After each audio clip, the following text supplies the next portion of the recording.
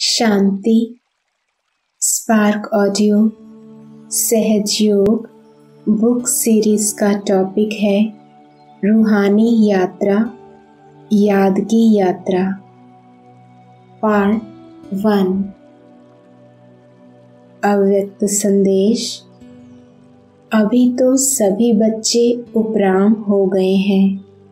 बाबा ने कहा यह उपराम अवस्था होनी ही चाहिए, हमेशा तैयार रहना चाहिए।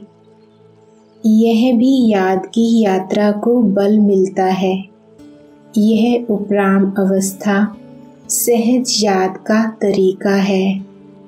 अब बच्चों को कहना ज़्यादा समय नहीं है, बाबा कभी भी किसको बुला लेंगे। अव्यक्तवाणी 21 जनवरी 69। अब तो निरंतर याद की यात्रा और जो शिक्षा मिली है उसे प्रैक्टिकल लाइफ में धारण करने का सबूत देना है। अव्यक्तवाणी 6 फरवरी 69। जो अनन्य बच्चे हैं उन एक एक बच्चे द्वारा बाप के गुण प्रत्यक्ष होने चाहिए और होंगे। कैसे होंगे, उसका मुख्य प्रयत्न क्या है? मुख्य बात यही है जो साकार रूप से भी सुनाया है कि याद की यात्रा अव्यक्त स्थिति में स्थित होकर हर कर्म करना है। अव्यक्तवाणी 6 फरवरी 69। 3 बातें छोड़ो और 3 बातें धारण करो। अब यह 3 बातें छोड़ेंगे तभी स्वरूप में स्थित होंगे। सर्विस में सफलता भी होगी। बताओ कौन सी 3 बातें छोड़नी है? जो सर्विस में विघ्न डालती हैं वह छोड़नी है। एक तो कभी भी कोई बहाना नहीं देना। दूसरा, कभी भी किससे सर्विस के लिए कहलाना नहीं। तीसरा, सर्विस करते कभी मुरझाना नहीं। बहाना, कहलाना और मुरझाना, यह 3 बातें छोड़नी है। और फिर कौन सी 3 बातें धारण करनी है? त्याग, तपस्या और सेवा। यह 3 बातें धारणा में चाहिए। तपस्या अर्थात याद की यात्रा और सर्विस के बिना भी जीवन नहीं बन सकती। इन दोनों बातों की सफलता त्याग के बिना नहीं हो सकती। अव्यक्तवाणी 6 फरवरी 69। यूं तो सदैव इस स्थिति में रहना चाहिए, लेकिन खास शिवरात्रि तक हर एक बच्चे को ऐसा समझना चाहिए जैसे शुरू में आप बच्चों की भट्टी के प्रोग्राम चलते थे।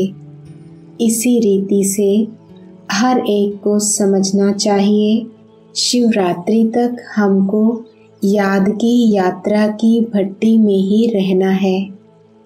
बिल्कुल अव्यक्त स्थिति में स्थित रहने का, अपनी चेकिंग करने का ध्यान रखो। फिर इस अव्यक्त स्थिति का कितना प्रभाव निकलता है। मुश्किल नहीं है, बहुत सहज है। कारोबार में आते हुए भी भट्टी चल सकती है। यह तो आंतरिक स्थिति है। आंतरिक स्थिति का प्रभाव जास्ती पड़ता है। अव्यक्तवाणी 13 मार्च 69। आत्म अभिमानी हो, याद की यात्रा में बैठे हो। याद की यात्रा में भी मुख्य किस गुण में स्थित हो? याद की यात्रा में होते हुए भी मुख्य किस गुण स्वरूप हो? इस समय आपका मुख्य गुण कौन सा है? सभी ने अपना अपना विचार सुनाया। इस समय तो सभी विशेष प्रेम स्वरूप की स्थिति में हैं, लेकिन प्रेम के साथ साथ वर्तमान समय की परिस्थितियों के प्रमाण जितना ही प्रेम स्वरूप उतना ही शक्ति स्वरूप भी होना चाहिए। कुमारियों की रिजल्ट कैसी है? आप अपनी रिजल्ट क्या समझती हो? विशेष किस बात में उन्नति समझती हो? हर एक ने अपना सुनाया। याद की यात्रा में कमी है, इसलिए इतनी महसूसता नहीं होती। अमृत वेले याद का इतना अनुभव नहीं होता है, इसलिए जैसे साकार में यहाँ बाहर खुली हवा में सैर भी कराते थे, लक्ष्य भी देते थे, योग का अनुभव भी कराते थे। इसी रीति जो कुमारियों के निमित्त टीचर्स हैं, वह उन्हों को आधा घंटा एकांत में सैर करावें। जैसे शुरू में तुम अलग अलग जाकर बैठते थे, सागर के किनारे, कोई कहाँ जाकर बैठते थे, ऐसी प्रैक्टिस कराओ। छतें तो यहाँ बहुत बड़ी बड़ी हैं। फिर शाम के समय भी 7 से 7:30 तक यह समय विशेष अच्छा होता है। जैसे अमृत वेले का सतोगुणी टाइम होता है, वैसे यह शाम का टाइम भी सतोगुणी है। सैर पर भी इसी टाइम निकलते हैं। उसी समय संगठन में योग कराओ और बीच बीच में अव्यक्ति रूप से बोलते रहो। कोई का बुद्धि योग यहाँ वहाँ होगा तो फिर अटेंशन खींचेगा। योग की सब्जेक्ट में बहुत कमी है। भाषण करना, प्रदर्शनी में समझाना, यह तो आजकल के स्कूलों की कुमारियों को 1 सप्ताह ट्रेनिंग दे दो तो बहुत अच्छा समझा लेंगी, लेकिन यह तो जीवन में अतीन्द्रिय सुख का अनुभव करना है ना। उसी समय ऐसे समझो जैसे कि बाप दादा के निमंत्रण पर जा रहे हैं। जैसे बाप दादा सैर करने आते हैं, वैसे बुद्धि योग बल से तुम सैर कर सकती हो।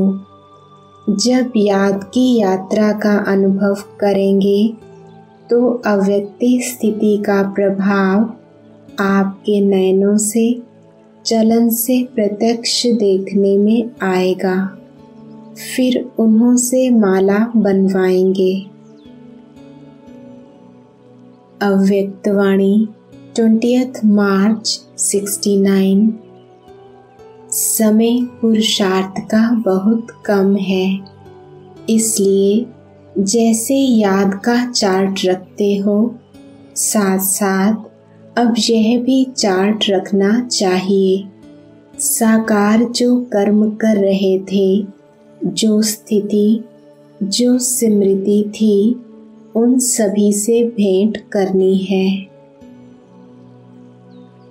अव्यक्तवाणी 17 अप्रैल 69।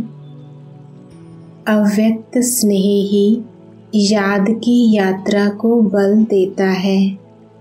अव्यक्त स्नेह ही अव्यक्ति स्थिति बनाने की मदद देता है। 25 यह रिजल्ट क्यों? कारण सोचा है? समय अनुसार अब तक यह रिजल्ट नहीं होनी चाहिए। समय के प्रमाण तो 75 होनी चाहिए। फिर ऐसी रिजल्ट बनाने के लिए क्या करेंगे? उसका तरीका क्या है? अंतर्मुखता। यह तो सदैव कहते हो अंतर्मुख होना है, लेकिन ना होने का कारण क्या है?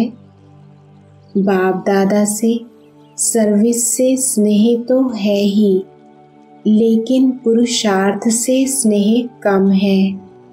इसका भी कारण यह देखा जाता है कि बहुत करके परिस्थितियों को देख परेशान हो जाते हैं। परिस्थितियों का आधार ले स्थिति को बनाते हैं, स्थिति से परिस्थिति को बदलते नहीं। समझते हैं कि जब परिस्थिति को बदलेंगे तब स्थिति होगी, लेकिन होनी चाहिए स्वस्थिति की पावर, जिससे ही परिस्थितियाँ बदलती हैं। वो परिस्थिति है, यह स्वस्थिति है। परिस्थिति में आने से कमजोरी में आ जाते, स्वस्थिति में आने से शक्ति आती है। अव्यक्तवाणी 9 जून 69। आज तो गोपों से मुलाकात करते हैं। अपने पुरुषार्थ में संतुष्ट हो। चल तो रहे हो, लेकिन कितनी परसेंटेज में? जो समझते हैं हम 75 श्रीमत पर चल रहे हैं, वह हाथ उठाएं। कईयों ने हाथ उठाया। अच्छा, मुख्य श्रीमत क्या है? मुख्य श्रीमत यही है कि ज़्यादा से ज़्यादा समय याद की यात्रा में रहना, क्योंकि इस याद की यात्रा से ही पवित्रता, दैवी गुण और सर्विस की सफलता भी होगी। जो 75 श्रीमत पर चलते हैं, उन्हों का याद का चार्ट कितना है? याद का चार्ट भी 75 होना चाहिए। इसको कहेंगे पूरी श्रीमत पर चलने वाले। अव्यक्तवाणी 26 जून 69। गुरु रूप से जो शिक्षा देते हैं, उसमें मुख्य फॉलो किसको करना है? गुरु रूप से मुख्य फॉलो क्या है? याद की यात्रा। याद की यात्रा तो एक साधन है, लेकिन वह भी किस लिए कराते हैं? दूसरों की सद्गति करने पहले अपने को क्या फॉलो करना पड़ेगा? याद की यात्रा भी किस लिए सिखाई जाती है? गुरु रूप से मुख्य फॉलो यही करना है, अशरीरी, निराकारी, न्यारा बनना। याद की यात्रा भी इसलिए करते हैं कि साकार में रहते निराकार और न्यारे अशरीरी हो रहो।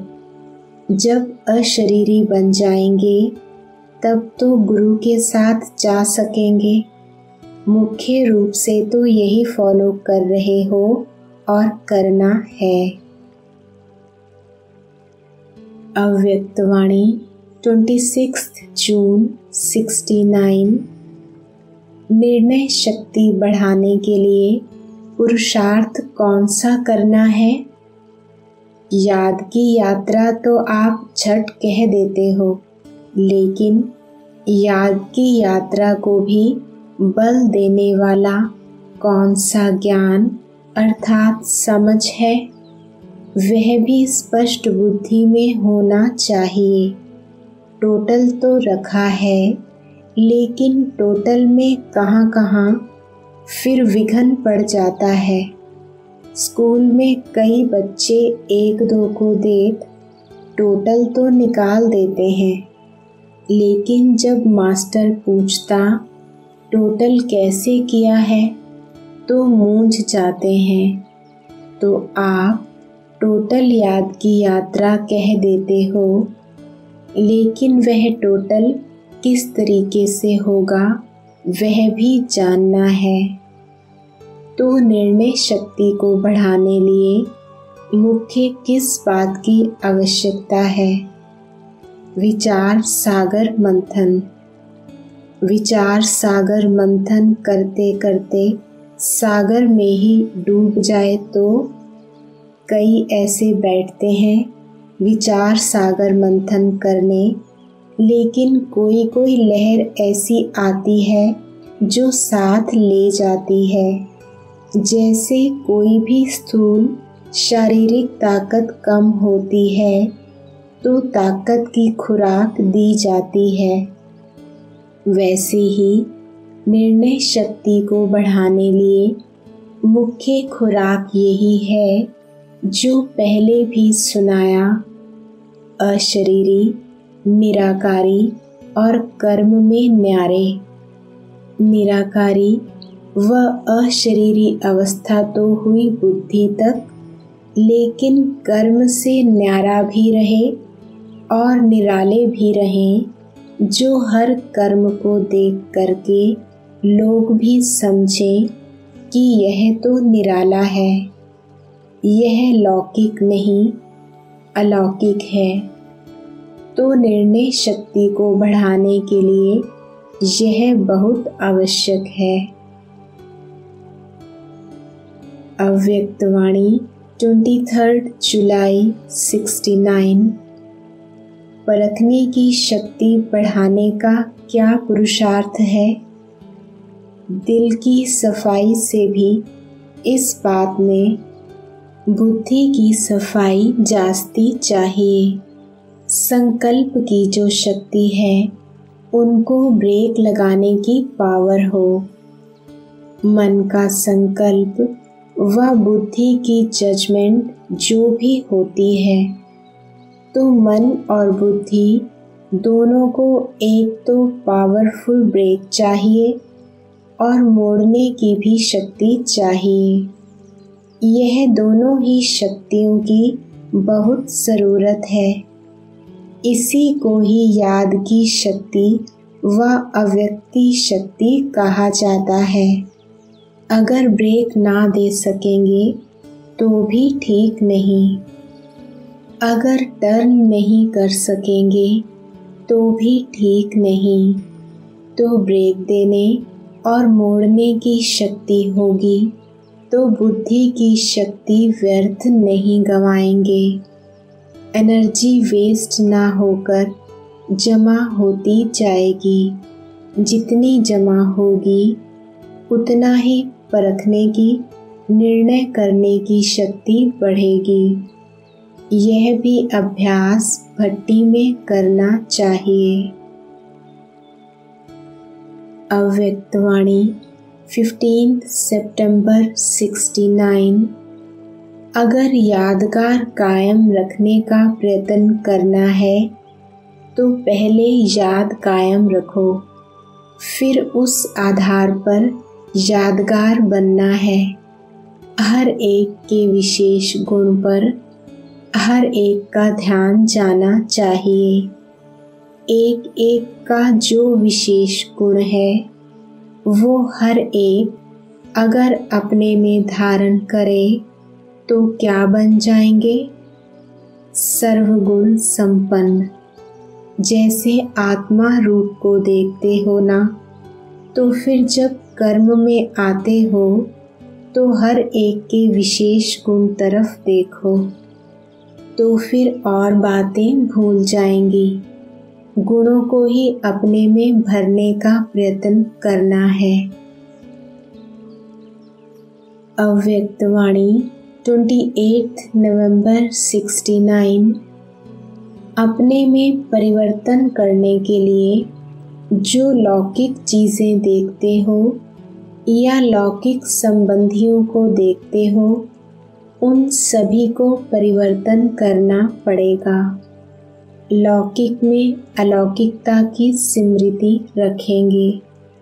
भल लौकिक संबंधियों को देखते हो, लेकिन यह समझो कि अब हमारी यह भी ब्रह्मा बाप के बच्चे पिछली बिरादरी है। इसी रीति कोई भी लौकिक चीज़ देखते हो, दफ्तर में काम करते हो, बिजनेस करते हो, खाना खाते हो, देखते हो, बोलते हो, लेकिन एक एक लौकिक बात में अलौकिकता हो। इसी शरीर के कार्य के लिए चल रहे हो तो साथ साथ समझो इन शारीरिक पाँव द्वारा लौकिक कार्य तरफ जा रहा हूँ, लेकिन बुद्धि द्वारा अपने अलौकिक देश कल्याण के कार्य के लिए जा रहा हूँ। पाँव यहाँ चल रहे हैं, लेकिन बुद्धि याद की यात्रा में।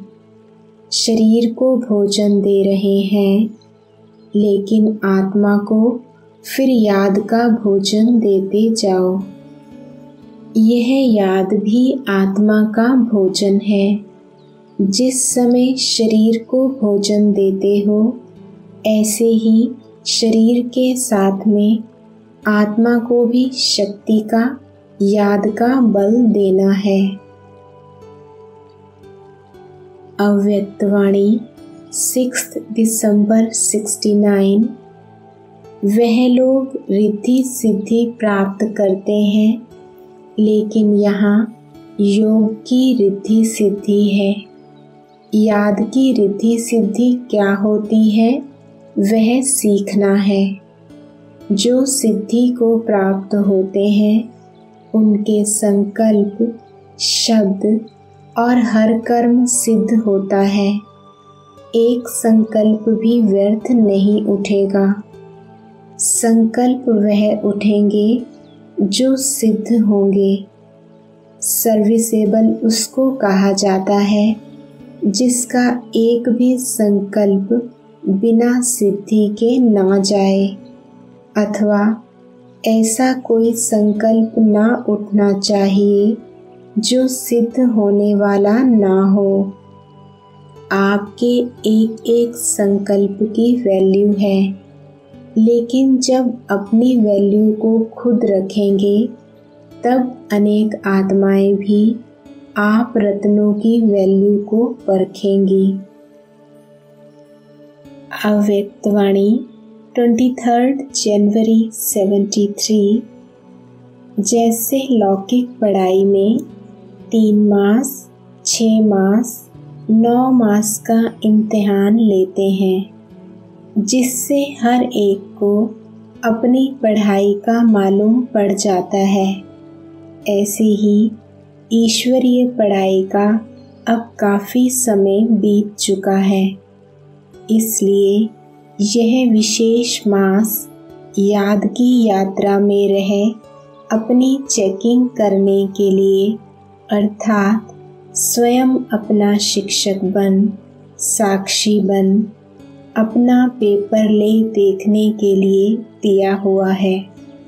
अब सिर्फ फाइनल पेपर ही रहा हुआ है, इसलिए अपने रिजल्ट को देख चेक करो कि इन चारों विशेषताओं में से किस विशेषता में और कितनी परसेंटेज की कमी है। क्या फाइनल पेपर में संपूर्ण पास होने के योग्य सर्व योग्यताएं हैं? यह मास परिणाम देखने का है। अव्यक्तवाणी 23 जनवरी 73। यूँ तो इस मास की रिज़ल्ट चारों ओर की बहुत अच्छी रही। अब आगे क्या करेंगे? याद की यात्रा में रहने से कोई नए प्लान्स प्रैक्टिकल में लाने के लिए इमर्ज हुए?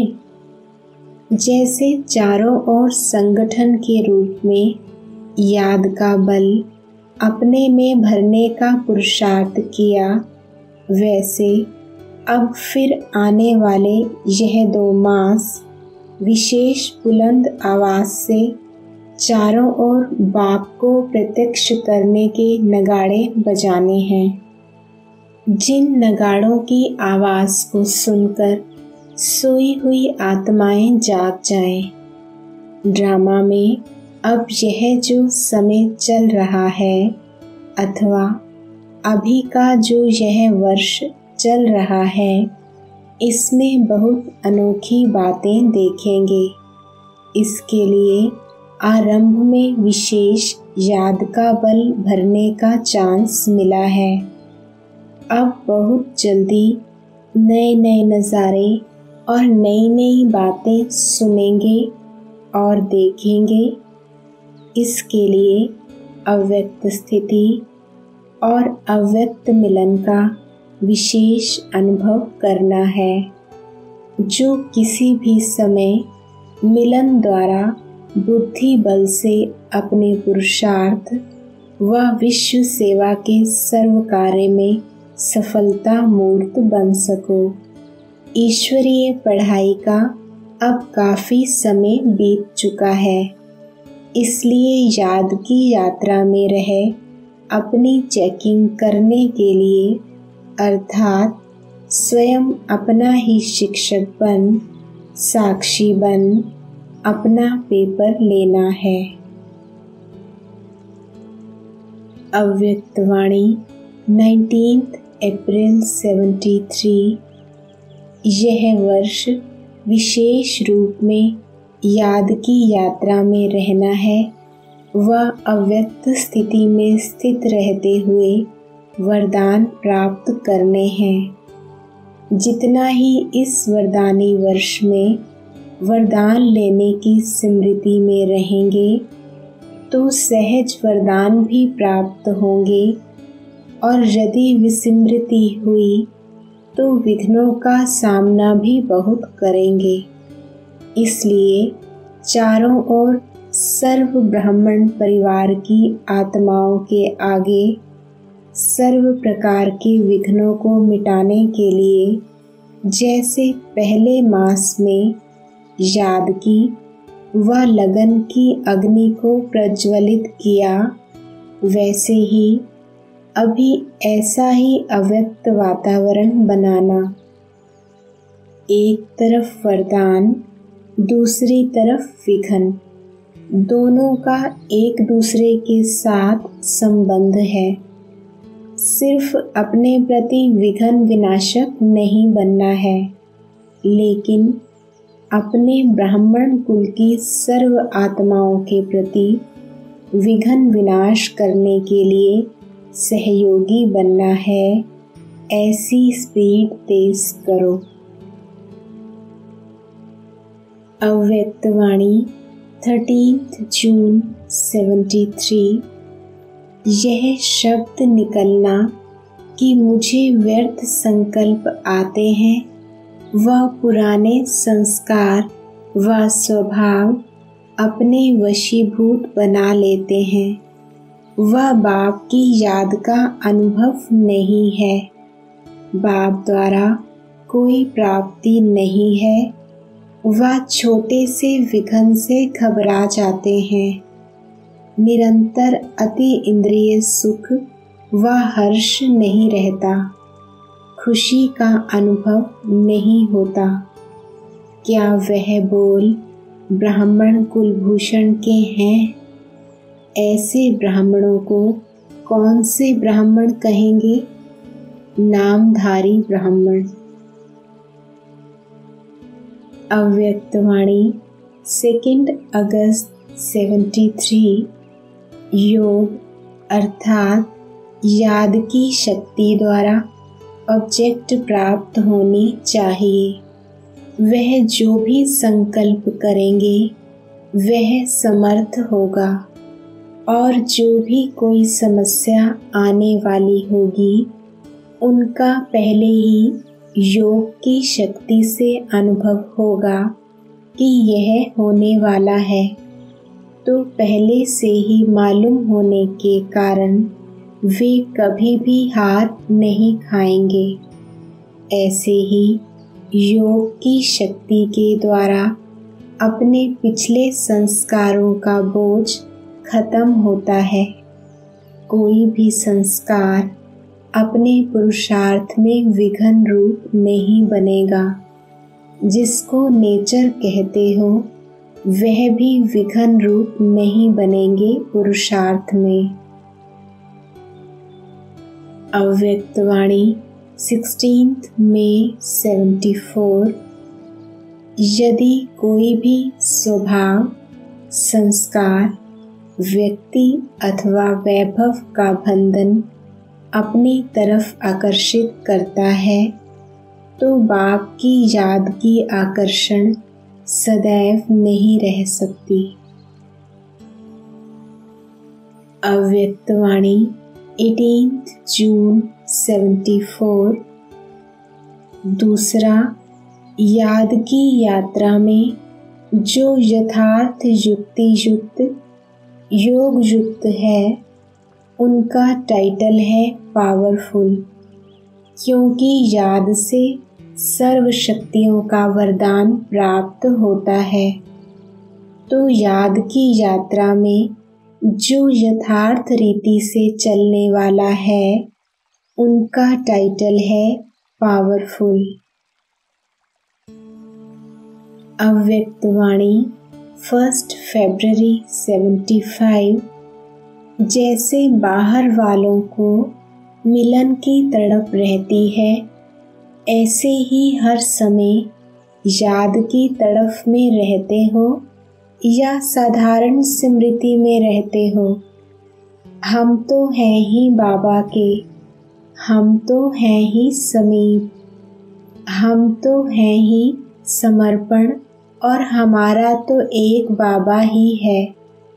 सिर्फ इन संकल्पों ही से तो संतुष्ट नहीं हो गए हो। अपनी लगन में अग्नि की महसूसता आती है। जिस लगन की अग्नि में स्वयं के पास्ट के संस्कार और स्वभाव और अन्य आत्माओं के दुखदायी संस्कार व स्वभाव को भस्म कर सको। अव्यक्तवाणी 2 फरवरी 75। जैसे विशेष मास याद की यात्रा के प्रोग्राम का निश्चय किया तो चारों ओर विशेष वायुमंडल और रिजल्ट विधि का सिद्धि स्वरूप प्रत्यक्ष फल के रूप में देखा। ऐसे ही अपनी उन्नति के प्रति जब तक समय निश्चित नहीं किया है कि इस समय के अंदर हर विशेषता का सफलता स्वरूप बनना ही है, वह समय के वातावरण से स्वचिंतन के साथ साथ शुभ चिंतक भी बनना ही है। तब तक सफलता स्वरूप कैसे बनेंगे? अव्यक्तवाणी 3 अगस्त 75। वातावरण का प्रभाव कमज़ोर आत्मा पर सहज ही हो जाता है। भय का सोच कि क्या होगा, कैसे होगा, इन बातों का प्रभाव ना हो, उसके लिए कोई ना कोई बीच बीच में ईश्वरीय याद की यात्रा का विशेष प्रोग्राम मधुबन द्वारा ऑफिशियल जाते रहना चाहिए, जिससे कि आत्माओं का किला मजबूत रहेगा। ब्राह्मण बच्चों की साधारण रीति से दिनचर्या बीते, वह आजकल के समय प्रमाण ना होना चाहिए, नहीं तो वह प्रभाव बढ़ जाएगा। इसलिए विशेष रीति से वातावरण को याद की यात्रा से पावरफुल बनाने में सब बच्चों का अटेंशन खिंचवाना चाहिए। अपने को उस दुनिया के वातावरण से कैसे बचा सके, वह स्टेज क्या है? कर्म योगी होते हुए भी योगीपन की स्टेज किसको कहा जाता है? इसी प्रकार की पॉइंट्स के ऊपर अब विशेष अटेंशन देना है। अव्यक्तवाणी 3 अगस्त 75। अब ड्रामा अनुसार चारों ओर बड़ी बड़ी सर्विस करने का टाइम कुछ समय के लिए मर्ज है ना।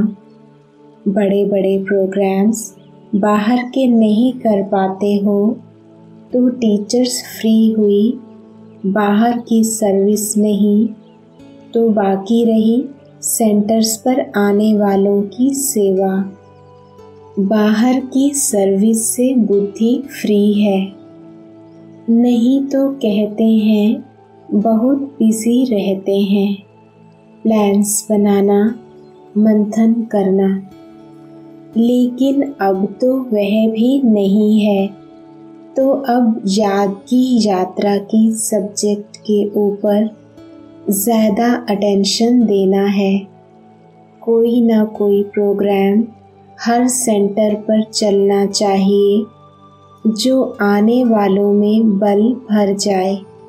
ऐसे समय पर वह भी न्यारे रहे, साक्षी होकर समस्या का सामना करें। उसके लिए याद का बल चाहिए। अव्यक्तवाणी 8 दिसंबर 75। ज्ञान रत्नों और याद की शक्ति के द्वारा सर्व शक्तियों को स्वयं में संपन्न करने वाले निरंतर चैतन्य जातक जो हर सेकंड लेने वाले अर्थात धारण करने वाले, जिन्हें सिवाय प्राप्ति के या स्वयं को संपन्न बनाने के और कोई लगाव नहीं। रात है अथवा दिन है, लगन एक रस है। ऐसे चैतन्य जातक विदेश में और भारत में दोनों ही स्थानों पर देखे। अव्यक्तवाणी 18 जनवरी 76। नए नए बच्चों को विशेष रूप से बाप दादा याद का रिटर्न दे रहे हैं। जैसे पुराने बच्चों को डबल इंजन की लिफ्ट मिली, वैसे नए बच्चों को गुप्त मदद की प्राप्ति के अनुभव की, खुशी के खजाने की विशेष लिफ्ट बाप दादा गिफ्ट में दे रहे हैं। उनके अनेक उल्हानों को सेवा और सदा साथ के अनुभव द्वारा उल्हाने उमंग उत्साह के रूप में परिवर्तन कर रहे हैं। जैसे नए बच्चों का विशेष लगाव बाप और सेवा से है, वैसे बाप दादा की भी विशेष सहयोग की नज़र नए बच्चों पर है। बाप भी ऐसे बच्चों की कमाल के गुण गा रहे हैं। अव्यक्तवाणी 22 जनवरी 76। याद की यात्रा में स्थित रहना, यह भी वर्तमान समय विश्व कल्याणकारी की स्टेज प्रमाण सेवा में जमा हो जाता है, क्योंकि अब महारथियों की याद की यात्रा का समय सिर्फ स्वयं प्रति नहीं, याद की यात्रा का समय भी स्वयं के साथ साथ सर्व के कल्याण व सर्व की सेवा के प्रति है। स्वयं का अनुभव करने का तो समय काफ़ी मिला, लेकिन अब महादानी और वरदानी की स्टेज है। अव्यक्तवाणी 7 फरवरी 76। प्रत्यक्षता वर्ष मना रहे हो ना। बाप को प्रत्यक्ष करने से पहले स्वयं में इन सब बातों की प्रत्यक्षता करो। तब बाप को प्रत्यक्ष कर सकेंगे। यह वर्ष विशेष ज्वाला स्वरूप अर्थात लाइट हाउस और माइट हाउस स्थिति को समझते हुए इसी पुरुषार्थ में रहो। विशेष यादगी यात्रा को पावरफुल बनाओ, ज्ञान स्वरूप के अनुभवी बनो। ऐसा स्वयं की उन्नति के प्रति विशेष प्रोग्राम बनाओ।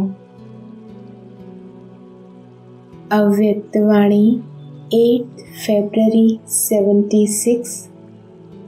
अगर साक्षी हो करेक्शन नहीं करेंगे तो यथार्थ कनेक्शन रख ना सकेंगे। तो यह सदैव चेक करो कि हर समय हर बात में करेक्शन करते हैं। एक है बुद्धि की करेक्शन जिसको यादगी यात्रा कहते हैं।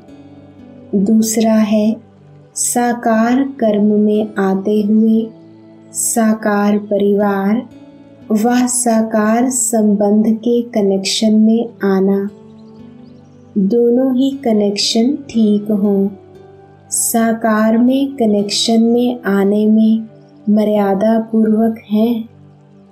जैसे रूहानी परिवार का कनेक्शन रूहानियत की बजाय देह अभिमान का कनेक्शन है, तो वह भी यथार्थ कनेक्शन नहीं हुआ। अव्यक्तवाणी 6 फरवरी 77।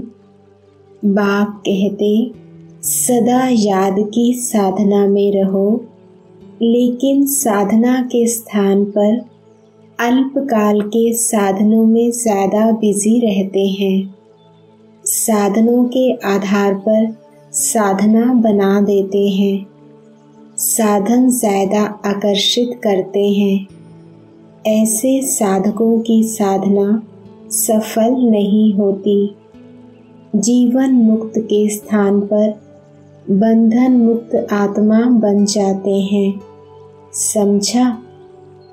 बाप क्या कहते और बच्चे क्या करते हैं, रिजल्ट सुने। अव्यक्तवाणी 27 मई 77।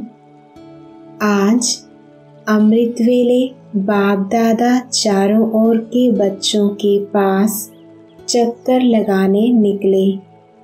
क्या देखा?